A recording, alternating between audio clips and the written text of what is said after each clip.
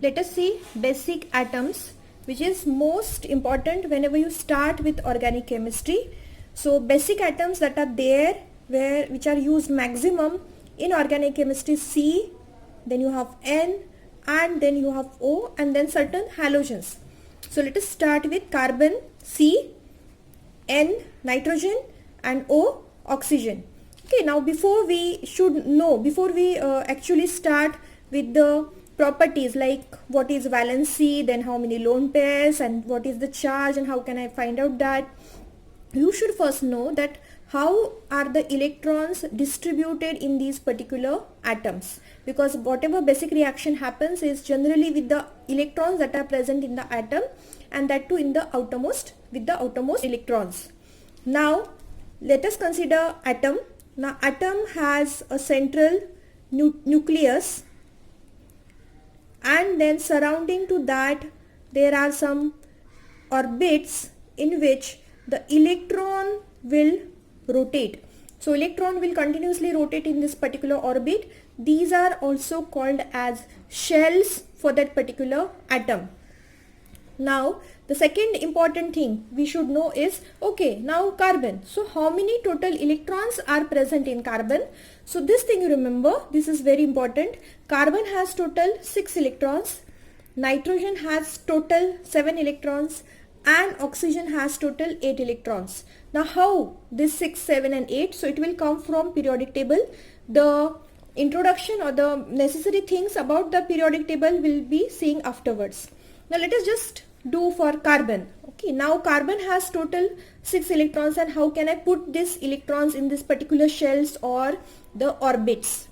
So in the nucleus the positive charge is located. Around the nucleus you have some orbit, and say this is the first orbit which is very much near to the nucleus, and this orbit is called as the first shell. This is the first one which is surrounding to the nucleus. Now you see that it is very much close to the nucleus, and size of this shell is smaller. So in this, maximum 2 electrons can remain, or first shell can occupy maximum 2 electrons. Third electron will not go in that. So it can have 1 or 2 maximum. Okay. After that there is second shell present outside your first shell. So this is second shell. Okay. Now in second shell maximum 8 electrons can remain.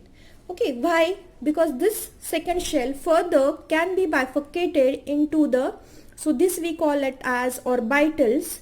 So second shell is further made up of orbitals. So one is S, spherical orbital, is called as 2s. So it's the orbital of second shell.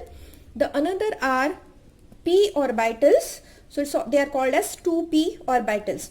Now in this 2p further there are 3 classes. So it is 2px, 2py and 2pz. Now in this each orbital maximum 2 electrons can stay. For example, in the first shell I told you that the first shell there are 2 electrons, and first shell contains only one orbital, and that is 1s. So in 1s 2 electrons. So first shell has only one orbital, so it can contain maximum 2 electrons.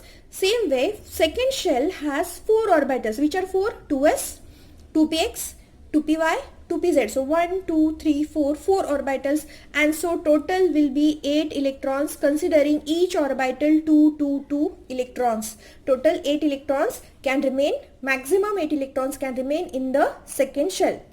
Now let us come back to C, that is 6 electrons. So how can I write the structure for C? So for carbon this is the nucleus. Okay, so we will write it as nucleus. Then I will draw the first shell of carbon. Now how many electrons I can put? 2 electrons. So these are the 2 electrons. Now how many total electrons are there? 6. So out of that 6, 2 has come over here. How many will remain now? 4. So obviously now that 4 will go into the second shell. See here we are not speaking that in second where they will go 2s, 2p, what? We are not telling that. Okay, just second shell. So how many will be there now? 4. So this is all. After that there will not be any need of the third shell, because total there are 6 electrons in the carbon and this 6 is satisfied. So these are 2 and these are 4, so total 6 electrons, and we have distributed total 6 electrons. So this is C6. Now here this is the outermost shell, because after that there is no shell.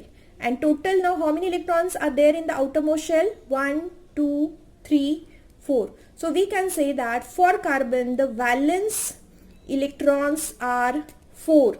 So for carbon the valence electrons, the electrons that are present in the valence shell, valence is the outermost shell, so they are 4. So for carbon total number of electrons are 6, while the valence electrons are 4.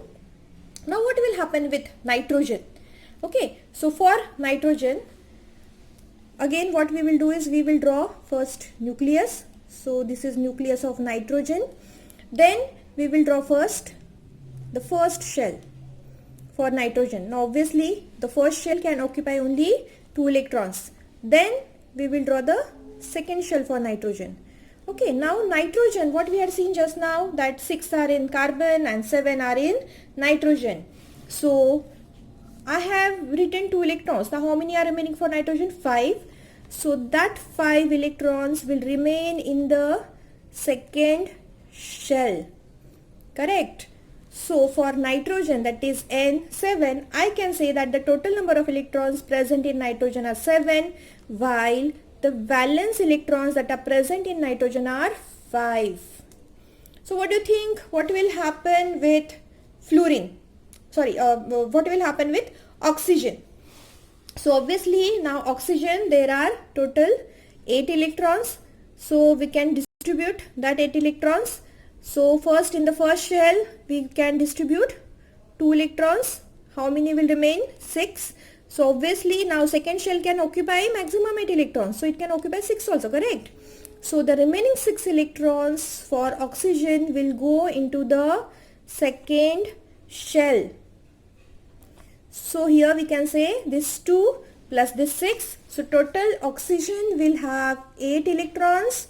But for oxygen, the valence electrons will be 1, 2, 3, 4, 5, 6. Now this is about the valence electrons. How I can say that the carbon has 4 valence electrons, nitrogen has 5 valence electrons, and oxygen has 6 valence electrons. Okay, so before we start, we go to the next. Let us have a look at the periodic table. Hello everybody. Now we will just look at the periodic table. This is what is periodic table, and it contains all the atoms that are there. Now just see the left top where you can see H, or that is hydrogen. Now above that at the right corner it is written 1. Okay, and if you go to the right top it is written He, that is helium, and above that it is written 2. So this 1 or 2 indicates the number of electrons that are present in that particular atom. This will suggest us that hydrogen contains 1 electron and helium He contains 2 electrons in that atom. Now you come to the second row.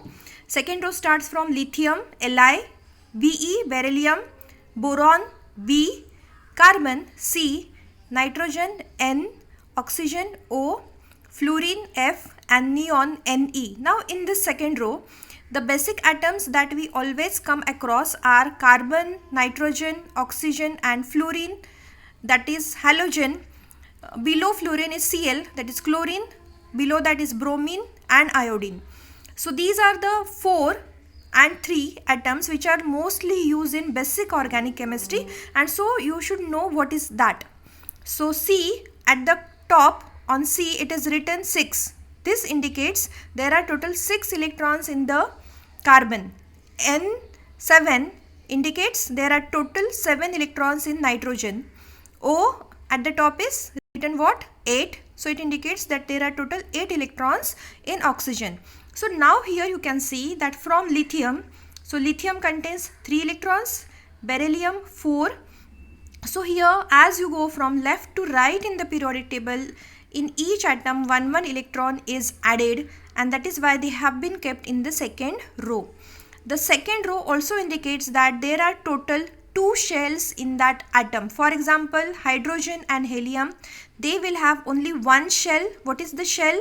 So it is the orbit surrounding to the nucleus of the atom in which the electrons rotate, or they are there. So that are called as shell. Now in hydrogen and helium, only one shell is present, because in hydrogen there is one electron, in helium there are maximum 2 electrons, and one shell can occupy these 2 electrons. So it will be first shell. Now when you come to the second row, that is starting from lithium to neon. Okay, so these atoms will have 2 shells in them. 2 shells means beyond the around the nucleus there will be first shell in which there will be 2 electrons, and there will be second shell where there can be maximum 8 electrons can remain, or they are possible. Now when you come to the third row, that is starting from Na, sodium, okay, there will be total 3 shells in that atom.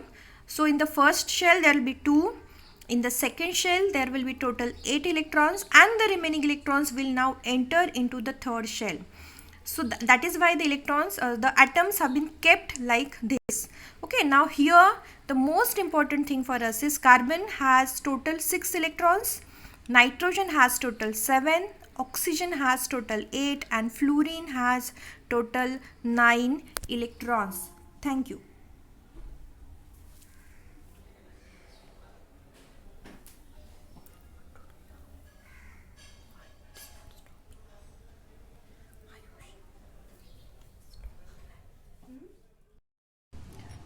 After you had the look at the periodic table, now at least you should be very much clear with the number of valence electrons.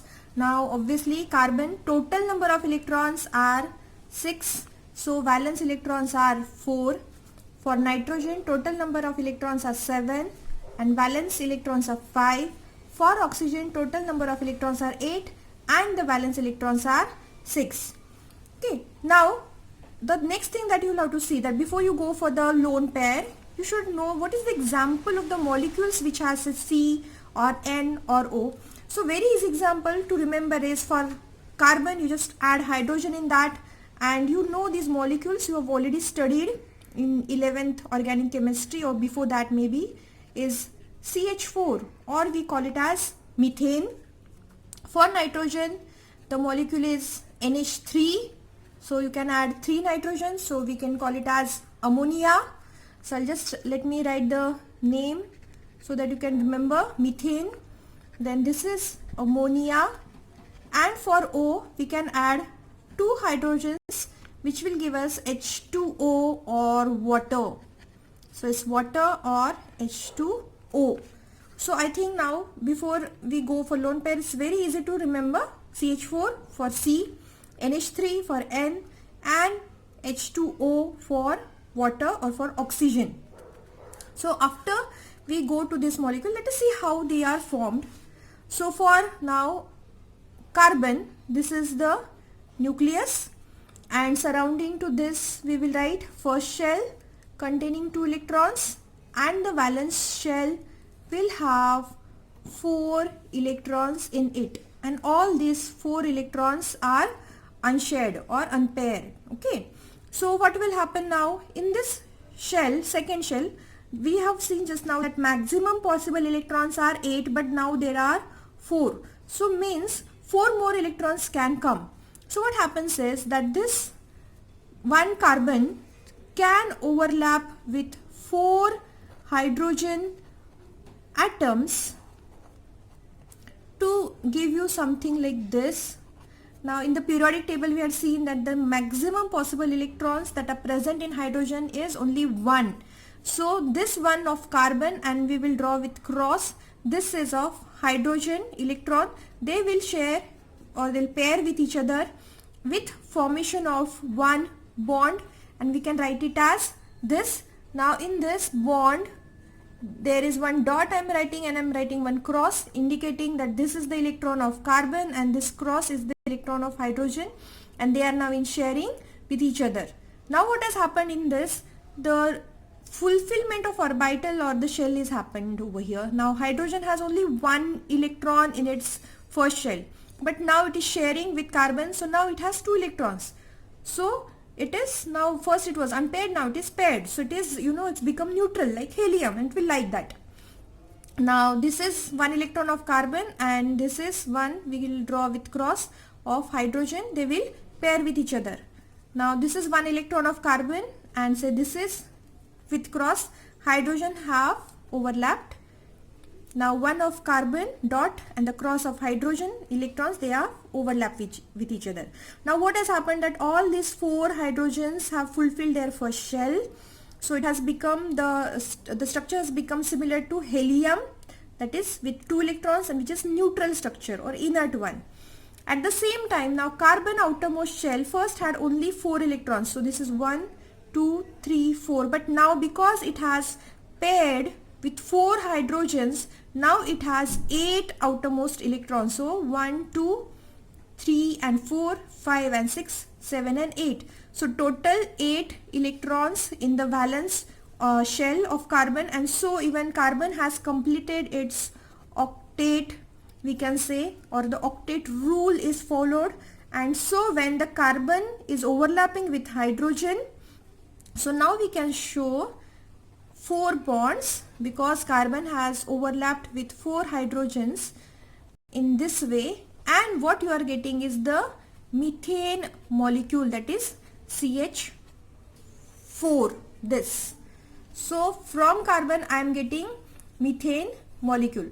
Okay, now carbon can form maximum 4 bonds with any other atom. Carbon can form maximum 4 bonds with any other atom. Reason is carbon has total 4 outermost electrons, and so it can overlap maximum with 4 atoms with 1 electron each, so that 8 electrons are there. And you know that in the second shell more than 8 electrons are not possible, they are not allowed. So it can form maximum 4 overlappings. In a way we can say that carbon can form maximum 4 bonds with any other atom. Hydrogen we have just taken as the example, but it can maximum overlap or form bond with only 4 atoms. And so we can say that valency of for carbon, so here I can write that carbon valency is 4. So I can show it by 4 bonds. Now let us look at nitrogen. It has 5 valence electrons. So now here what we will do is we will not draw, see this inner shell is not taking part in any overlapping, any bond formation. So we will not draw it. Okay. Now what we will draw is for nitrogen, now say this is nitrogen, we will directly draw the second shell. So the first shell is there, assume, but we are not drawing the electrons. Now in the second shell nitrogen, how many electrons were there we had seen previously. So there are total 5 valence electrons, total 7. So 2 in the first shell and the 5 in the outermost shell. Now when this nitrogen has to complete its octet, that is now nitrogen wants instead of 5, 8 electrons in the octet. So now what will happen? Suppose we are taking the example again of hydrogen. So one hydrogen will overlap with nitrogen, and this cross is the electron of hydrogen. Then it will overlap with the second hydrogen, and this cross is the electron of the second hydrogen. And then it can overlap with the third hydrogen, and this cross is the electron of the third hydrogen. But now see what has happened in this. Total it had 5 electrons. Now these 3 electrons of these 3 hydrogens have come in this, and now total has become 8 electrons in the outermost shell. So the octet has completed. Okay, and because of this nitrogen can overlap with maximum 3 electrons and no more than that. But in this process these 2 electrons are unpaired. These 3 electrons of nitrogens have been paired with 3 hydrogen electrons, but these 2 electrons remained unpaired. So when I draw nitrogen, I can draw 3 bonds and say now here, because hydrogen is the example, we can write 3 hydrogens. Okay, so in this 3 hydrogens, these are the dots which are the electrons of nitrogen, and the cross are the electrons of hydrogen, and these 2 electrons which have not formed any pair, we can draw it like this, and then this becomes the lone pair electrons of nitrogen. So while writing nitrogen, I write like this, but this is still incomplete. Properly you should always, whenever you write any structure in chemistry, you should always indicate the lone pair. So this lone pair has come, and the reason is total it has 5 valence electrons. So out of that 5, because of this 5, it can take maximum 3 electrons from some particular atoms, say 3 hydrogens, so total becomes 8. So 3 have been shared, but then the 2 are unshared. So here I can say the valency of nitrogen is maximum 3. Why maximum 3? Because it can overlap with maximum 3 atoms and the 8 is complete. So now it cannot overlap with other more atoms. So its valency is maximum 3. And how many lone pair it has? It has 1 lone pair. So we can just, I'll just make a line here. So it has valency, carbon has 4. How many lone pairs? 0. See, for carbon, there are no unpaired electrons, correct? So its valence lone pair is 0. Similarly for nitrogen, there is the valency is 3 and lone pair is 1. One lone pair has 2 electrons, okay? Now what will happen with oxygen? Oxygen's valence electrons are 6. So again, let us draw oxygen, the first shell. We are not writing any electrons in that. In the second shell, we will write 6 electrons. So these are the 6 electrons for oxygen. Okay, now already there are 6 electrons. So obviously to complete the octet, it requires only 2 more electrons, and that you can get if it overlaps with only 2 hydrogens. So this cross we are showing the electrons of hydrogen, and once it overlaps with 2 hydrogen, now it cannot overlap with further hydrogens.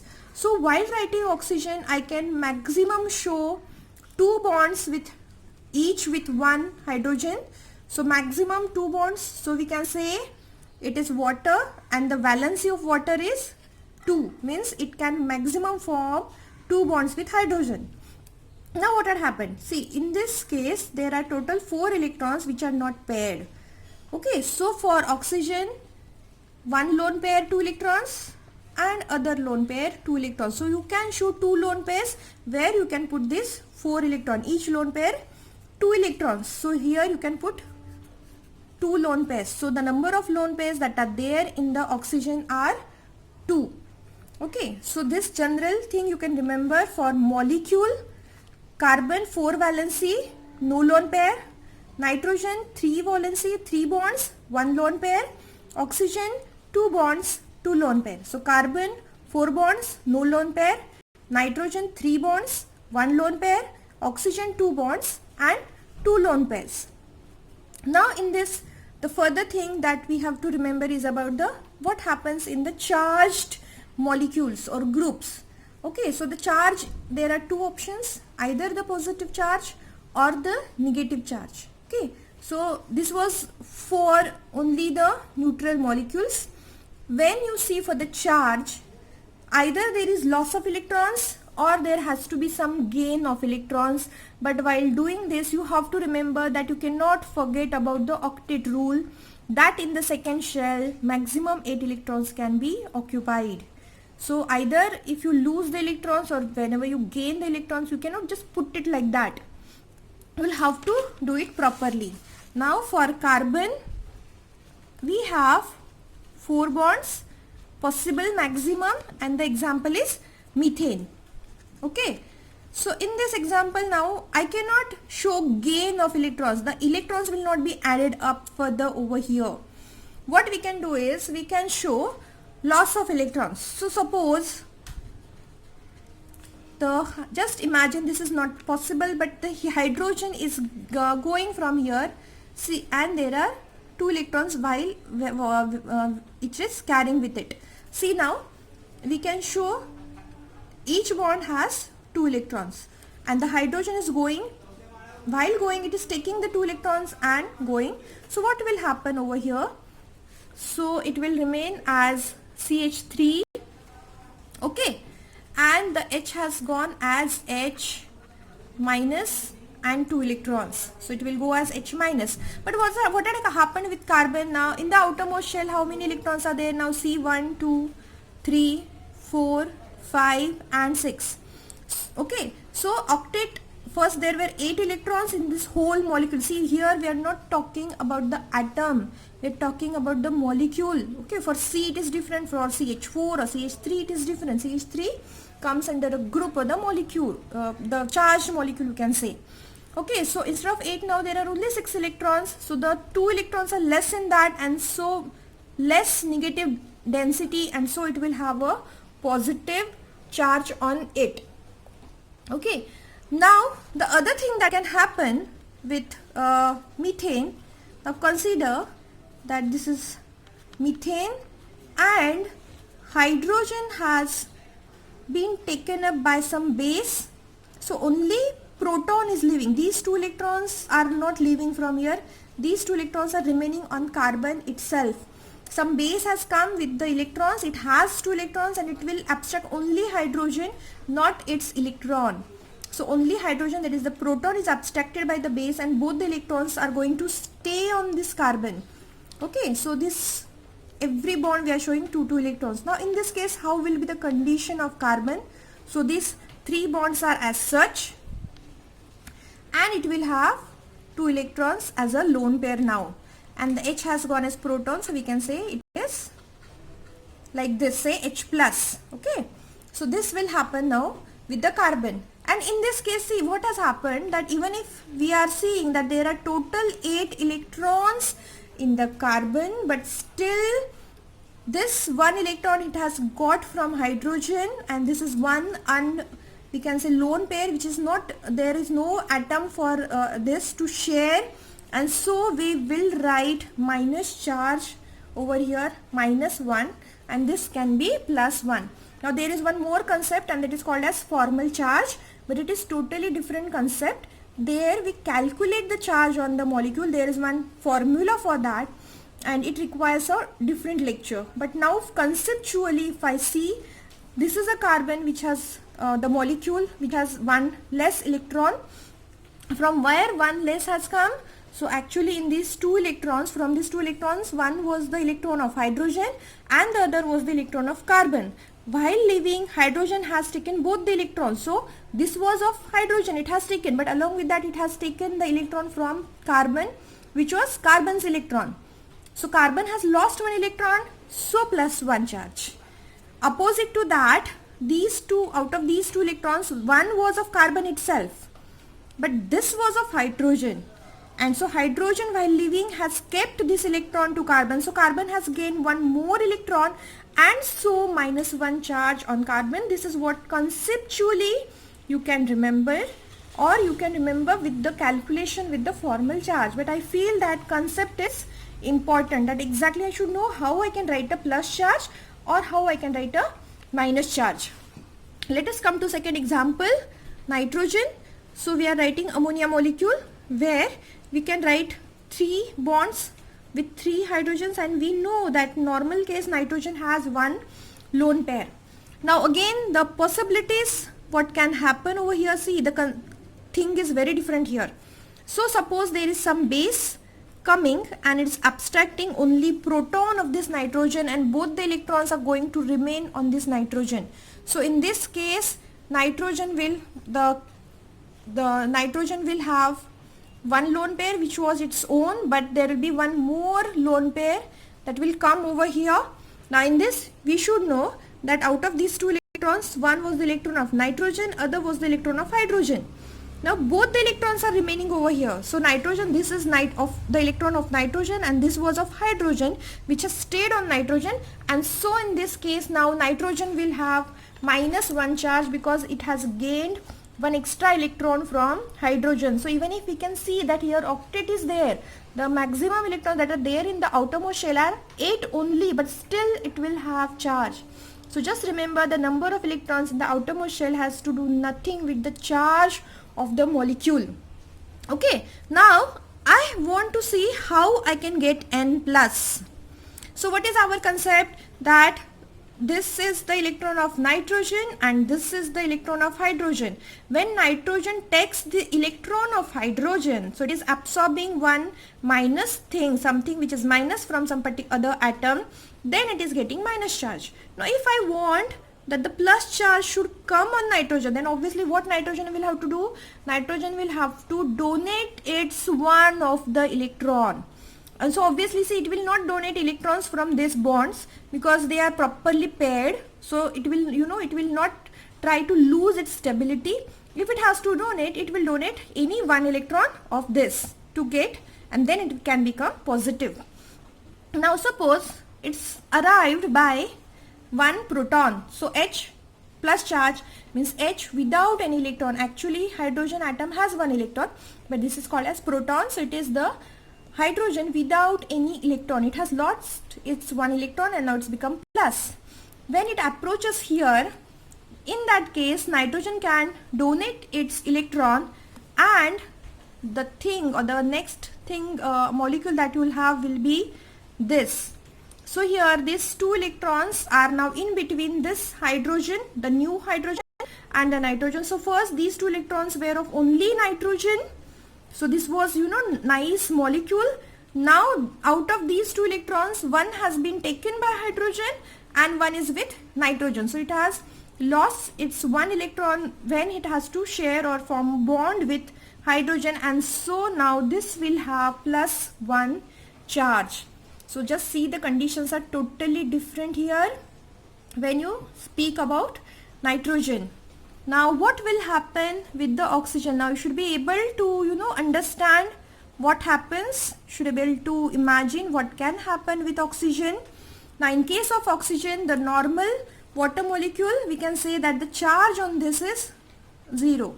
Actually I forgot, but we can again see that the charge on ammonia is 0. The charge, here the charge on ammonia is 0. The charge on here oxygen is also 0. So 2 bonds, 2 lone pairs, 0 charge. Okay. Now if it loses its proton, and while losing both the electrons are remaining on oxygen, now the oxygen will have the condition like only one hydrogen is in the bond formation, 2 lone pairs are as such, and here this one bond which had 2 electrons, this will become now the third lone pair on oxygen. Now oxygen gained one electron from hydrogen. This is the electron which is of oxygen itself. This was the electron which was of hydrogen, which has been now taken by oxygen, and now oxygen will have minus 1 charge. Now exactly opposite to this, if oxygen has to gain plus 1 charge, how will it gain? So here H plus will approach. So one of this electron can be shared with hydrogen, and so oxygen will form bond with the third hydrogen. So here we can write 2 electrons. So both the electrons are of oxygen only, but now one electron is being shared with hydrogen. So oxygen, actually we can say the one electron density has been reduced. So now this oxygen will have plus 1 charge. Okay, so just have a look again for methane. So that is charge 0. For methane, charge 0.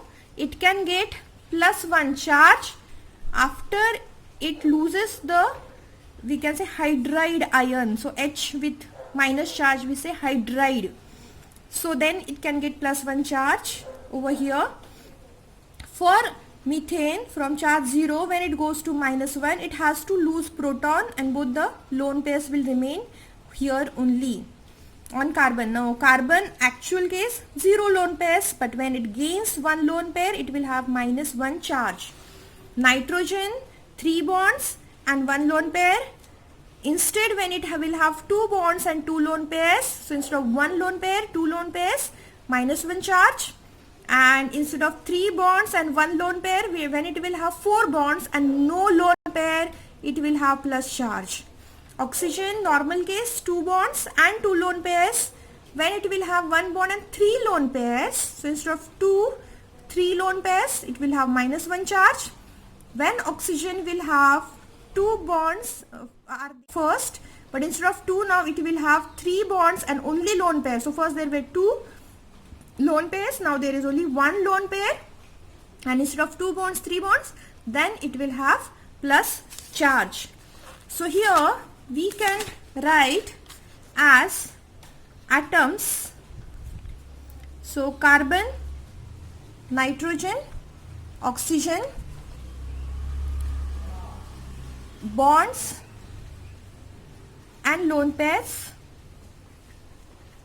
So 4 bonds and 0 lone pair, and in that case charge is 0. Nitrogen, 3 bonds and 1 lone pair, charge is 0. Oxygen, 2 bonds and 2 lone pairs, and charge is 0. But the same atoms, say carbon, nitrogen and oxygen, if it has, now in case of carbon over here, if it has 3 bonds, okay, 3 bonds and still no lone pair, the charge is plus 1. In case of nitrogen, instead of 3 bonds, if it has 4 bonds and 0 lone pair, charge is plus 1. In case of oxygen, instead of 2 bonds, actually it should have 2 bonds, now it has 3 bonds, and instead of 2 lone pair it has only 1 lone pair, the charge is plus 1. Again we will see carbon, nitrogen and oxygen.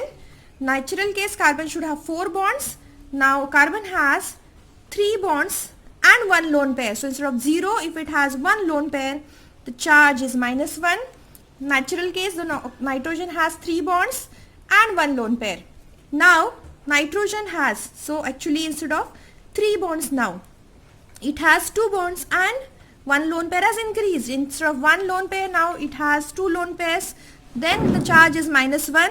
Oxygen, natural case, has 2 bonds, so here it will have 1 bond less, but instead of 2 lone pairs now it will have 3 lone pairs, so then the charge is minus 1. So you should be very much clear about these charges and the lone pairs in the molecule, because it's going to help you in the writing mechanism. Further, whenever you write mechanism, you should be able to locate, or you should be able to write that what is the actual charge present in that particular atom.